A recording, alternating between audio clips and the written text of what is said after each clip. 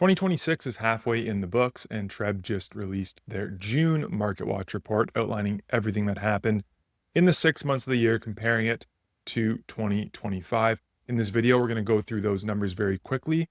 And then based on a comment that I received a few months back, we're going to look at the first half of 2026, compare it to where we were at in 2025, as well as to kind of the 10-year average, 2016 to 2025. How are we stacking up halfway through this year versus those timeframes? So we're going to look at freehold properties, condos. We're going to do a little regional breakdown, get into all those numbers in this video. So stick with me right to the end for some value, for some data-driven insights to help you with your home search or home selling journey. If you're new here, my name is Rob Marsiglio. I'm a sales representative with YTD Real Estate, serving the people out here of Durham region, but bringing weekly content to this channel to help you with your home buying or home selling journey. If you appreciate the content that I'm putting out there, like the video, subscribe to the channel so you don't miss things going forward. And for now, let's get right into these numbers. To kick things off, we'll get right into TRREB's Market Watch report, and we will focus on our year-over-year summary, highlighting everything that happened in June 2026 versus June 2025. So you can see that sales up 9.4%. Our new listings were down 12.9%. Active listings, last year at this time, we were up close to that 32,000 number. We really capped out at around 27,000 this year. Prices continue to fall, down 3.9%. And then when we get into these days on market numbers, we're going to notice something a little bit interesting. Our listing days on market still up 11.5% from last year, taking 3 days longer for a listing to sell. But properties, when you consider all the times it's being brought onto market, taken off, brought back onto the market, that's at 42 days for both last June and this June. So no change whatsoever. The first time that we've really seen that property days on market number flatten out. Now, in moments, we're going to get to a much more in-depth regional breakdown, but this is from the cover page of that TRREB Market Watch report. And you can see sales as well as average price trends in the 416 and the 905. So in terms of sales totals, the 905 is where we saw much of this uptick in sales activity. Detached homes up 12.3%, 8.4% on semis, townhomes up 5.8%, condos up 14.3%. When you get to the 416, everything was pretty flat or down with the exception of those condo apartments, which is where we saw a lot of our sales gains. So those are up 14.3%.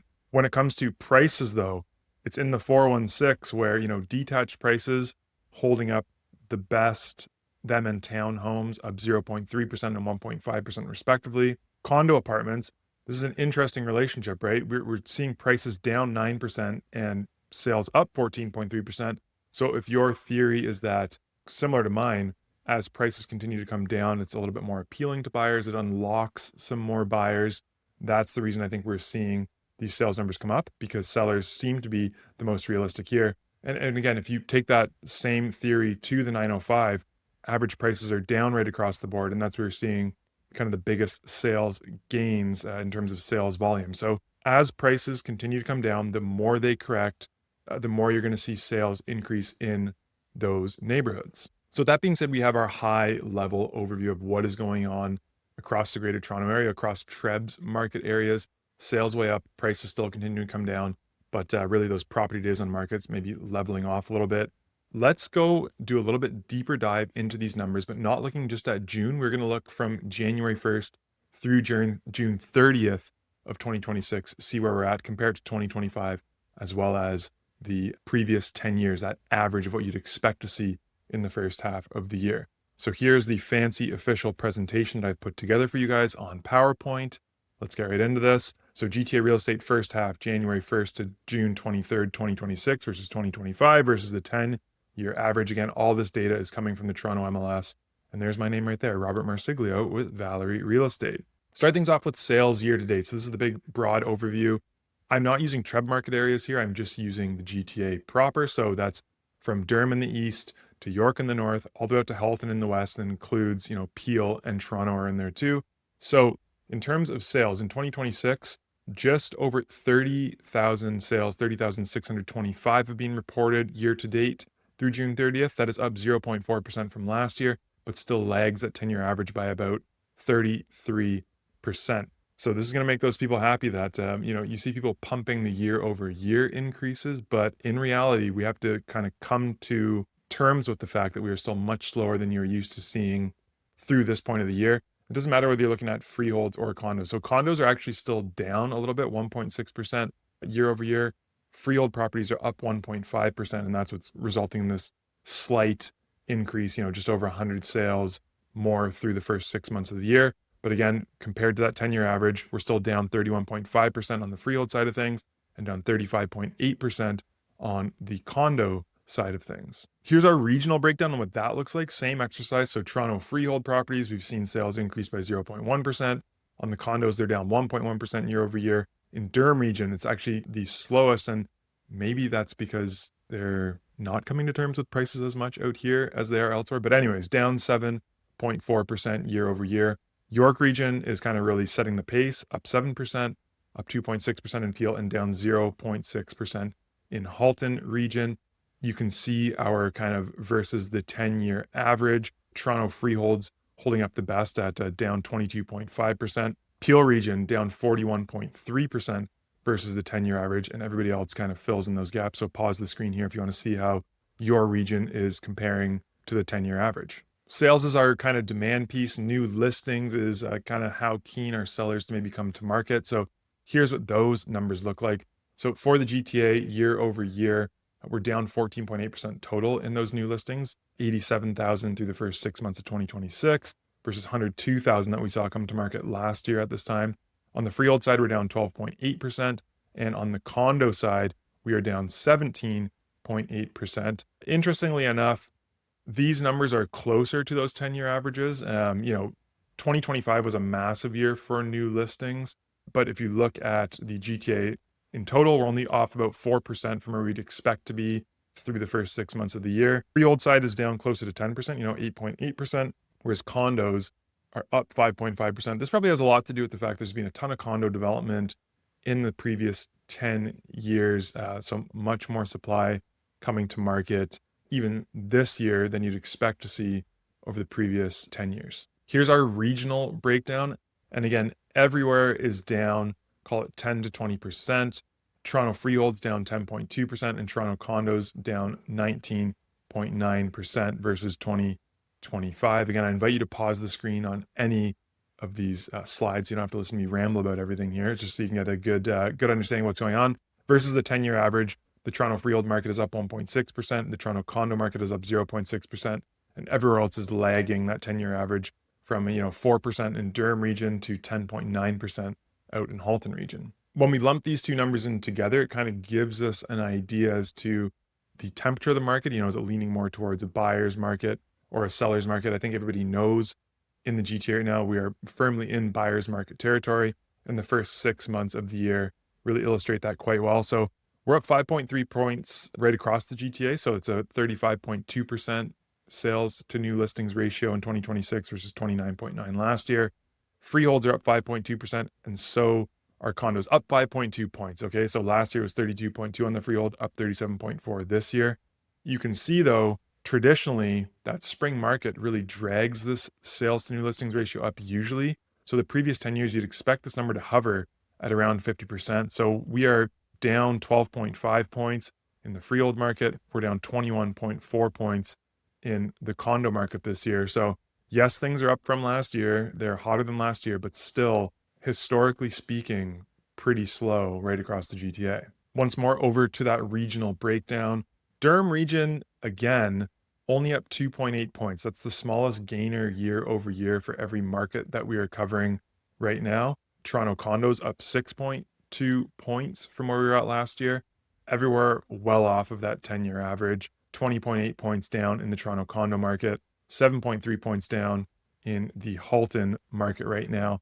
And as we get into prices later in the video, I think it's going to highlight that kind of correlation between who is coming to reality with prices more so than others and how it's reflecting in these numbers right here. Now, a sale is not the only way that a listing can come off the market. As we touched on early in the video, that property days on market brings into account listings that have expired, listings that sellers have chosen to terminate for any number of reasons. So terminations is another indicator that we like to kind of track to give us an idea as to how real that new listings number is, how many of those new listings are actually relisting. So GTA as a whole, terminations are down 14.1% this year. On the freehold side, they're down 11.3%, and on the condo side, they're down 17.7% from 2025. Versus the 10-year average, though, we are still seeing sellers terminate their listings and have their listings expire at a greater volume than we've seen in the past. I'm not going to say a greater rate. We're going to look at this relative to new listings as well shortly, but terminations up about 40.9% versus the 10-year average through the first 6 months of 2026. Condos up almost 70% at 68.5%.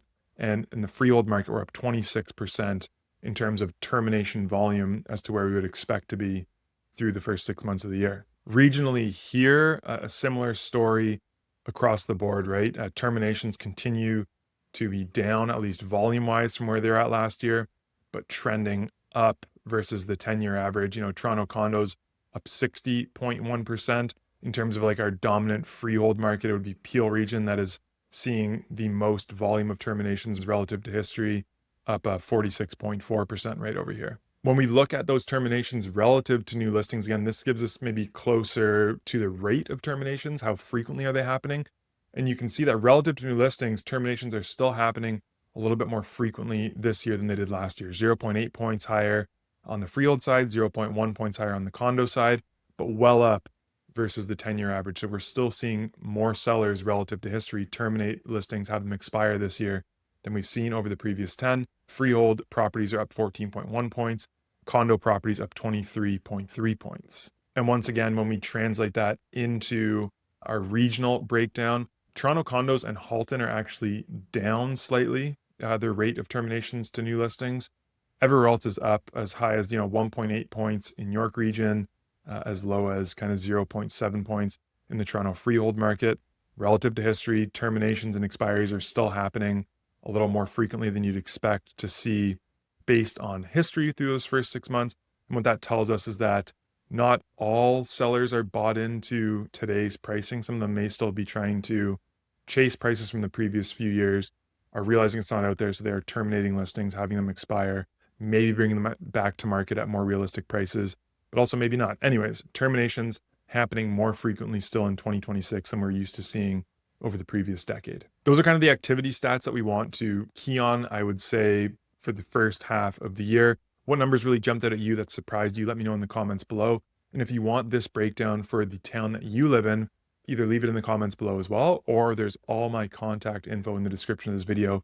You can reach out to me directly. Hey, Rob, I want to break down for Pickering. I want to break down for Burlington, etc., etc. Let me know. I'm happy to send that off to you. To wrap things up, we will go into those average prices, and we're not looking at the average prices for this first 6 months. We're just going to look at the average price at the end of June for 2026 compared to 2025, and then comparing it to kind of where we've been at over that 10-year average. And it's not going to be much of a surprise to you that things are up from where we've been over the last 10 years. But anyways, here's the entire GTA. Prices are down another 3.3% year over year when you look at the GTA as a whole. The freehold market is down 2.7% from where we were at last year, and the condo market is down 7.6% from where we were at last year. Pause it again here to look at this 10-year average if you want. Just showing you that everywhere is still above that 10-year average. Condos, not quite as much as maybe you'd think. The 10-year average for the average sale price in June was $644,000. We came in at $659 this year, so up just 2.5%. That gap is closing really to pre-COVID prices on the condo side of things. And here's our regional breakdown. Our best performers, Toronto freehold market is holding up pretty well, just down 0.1%. I'd call that flat. Halton region down 0.5% as well.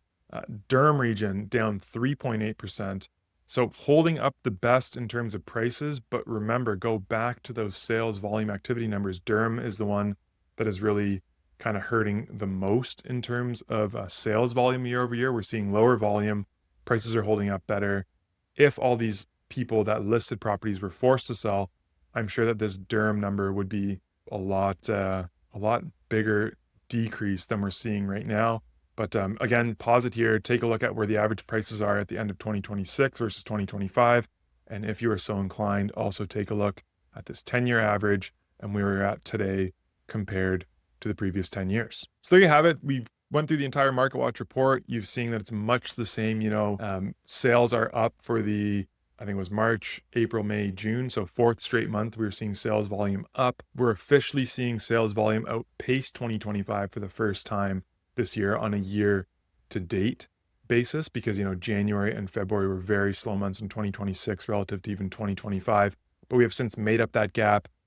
My latest Monday months of inventory rate of sales showed that things have really slowed down this first week of July. So we're kind of back on par with sales activity that we saw in 2025. Can 2026 kind of stay ahead of that 2025 pace? Will we see a bit more of a fall jump in 2026 relative to 2025? I want one more prediction from you in the comments below.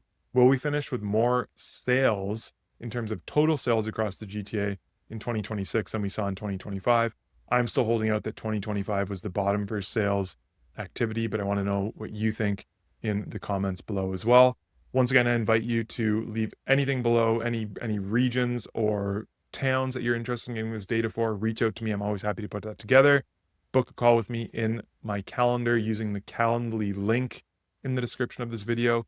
I'm always happy to talk shop with you, talk your goals, answer questions that you might have about the market. As always, I appreciate you sticking with me right through to the end of another video.